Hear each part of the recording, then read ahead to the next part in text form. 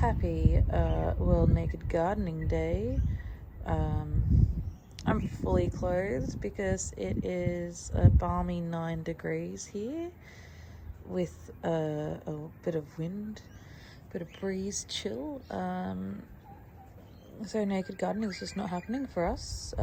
It's quite cold for Brisbane. Everyone's like found all their winter woolies and bought them out, and we're all complaining, oh, it's so cold. But I just thought I'll show you what we did yesterday. Underneath the trampoline was just a dirt pile. 1, because of the lack of sunlight under there, 2, because of the lack of rain, and 3, because the chickens like to sit under there during the day. So we've got a bunch of semi-decomposed wood chips, so just pure carbon. We've chucked that under there in like a 5 to 10 centimetre layer, and we're just letting the chooks in on that. So they're going to poop in under there. That carbon's going to naturally break down. The nitrogen from the poo is going to help bond with that carbon, create some nice rich fertiliser. And in about a year, we will scrape it up and pop it in the garden. But for now, it's just going to sit under there and decompose. We may just keep adding the carbon materials to it, or we'll just let it sit as is for a year and then pick it back up. But that's pretty much what we've done lately. The pecans have started to drop their leaves. Leaves are turning brown, becoming quite loose on the trees. The bananas are progressing. We've got 2 bunches of red daccas on. We've got 1, 2. I've got my onion and carrot bed over there. I've got potatoes in this one, cauliflower in that one, and peas and a mix of onions in this one. The apple trees have recovered from their intense pruning back in March due to the cyclone the ex-cyclone that we had. Thank goodness it didn't come across as a cyclone. Our citrus are ripening. We've got this mandarin tree in front of us here, and then just through that way there's an orange tree which has oranges on it this year, and they're coming through ripening quite well, but some nighttime visitor is taking a few, so hopefully they're enjoying them, because I certainly don't get a chance to. The pear tree that's down in here is doing the best that it can, but it's really struggling.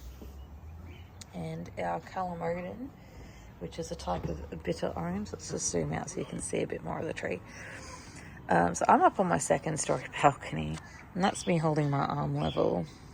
So you can see it is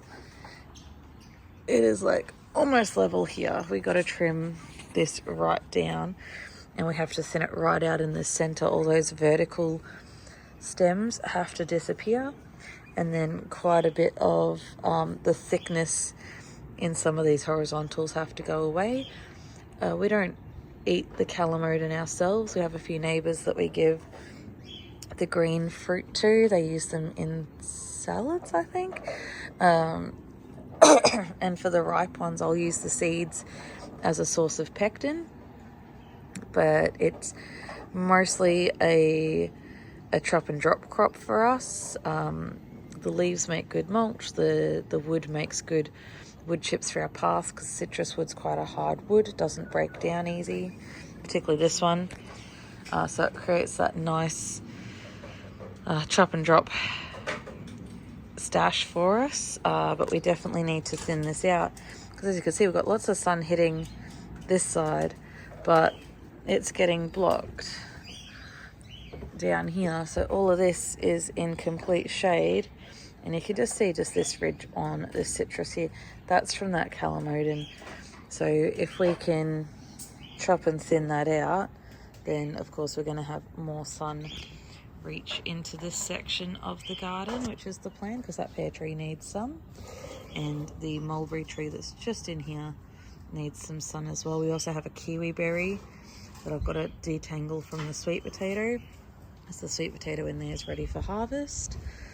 So I've got to do that as well. And also the mango needs some more sun. It is really struggling with the shade because it has a fungal problem, so the more sun it gets, the better, just to help keep that fungal problem at bay. That's pretty much all for the backyard. And of course we've got the seedling area there on the concrete. The chicken compost is going well. The imperial mandarin tree is going okay. Our compost bins are doing compost stuff. We're currently still emptying out bay 1, getting that ready. Bay 2's full. Bay 3, we're just separating leaves from sticks that we're going to mulch up, because all of that apple cuttings, everything got chucked in there at the end of March or beginning of March. We just have to get time to go through it. And then for the rest of the backyard over here, we've got the container garden. It's still very slow to go. I've got to get a bigger aquarium plant light, and that will help these with their light requirements, and particularly because winter, all of this is changing. I could technically move it out to the front balcony, but each pot's about 50 kilos, so I really don't feel like moving it, particularly because the archway pots have to get moved in one go. So I'd prefer to not have to move them through our house. Okay, you can see the sunny balcony out there. Prefer not to move it out there. And that elderberry that you can see at the front, it's time for that to get pruned to allow the sunlight in. Now that our mornings have turned cold, we're going to rely on the sun hitting our bricks to help warm our house up in the morning. So we're actually really lucky with our orientation.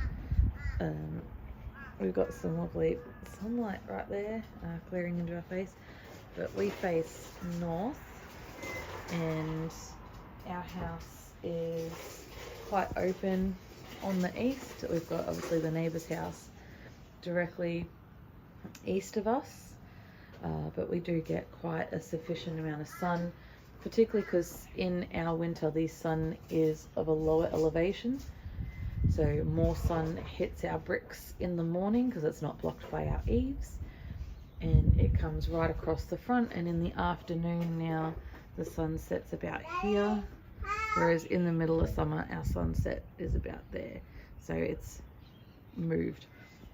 So that keeps the backyard quite shaded in winter, allowing for, spin right around, allowing for these trees to reach the required cold hours. So the apples need chill hours, which is hours below 7 degrees. They need a total of around 100 hours per season.